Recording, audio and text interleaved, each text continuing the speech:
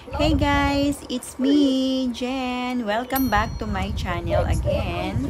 And for today's vlog, we are now here in Ario Resort, La Union. And before that, just follow my pages, The Bello Family, The Bello Vlogs, and of course, Team Belia.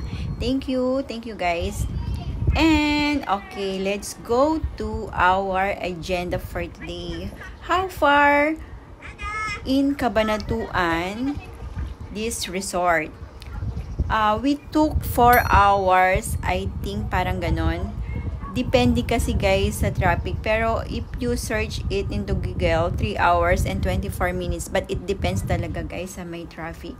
So itong Ario Resort La Union guys, isa ito sa first class luxury resort in San Fernando, La Union. And of course, they have so many villas na talaga namang swak na swak sa budget nyo. Iba't ibang klaseng theme nung kanilang villa. So kami, malapit kami dun sa pinaka beach.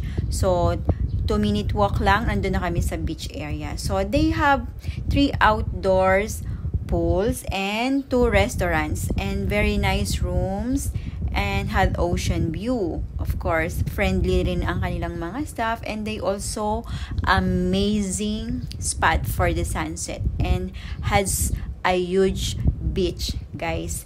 And sobrang ganda talaga dito guys. One of the resort na napuntahan namin, ito ang nagustuhan ko. And ito nga pala ang kanilang restaurant kung saan pwede kang kumain at mapapanood mo ang sunset dyan, guys. At first time nga lang namin dito, nagstay nga pala kami dito ng 2 nights and 3 days. So, medyo nabitin ako sa kasi hindi pa ako nakapag-explore ng maganda, ng maayos talaga sa place. Pero, sulit naman. Thank you for watching!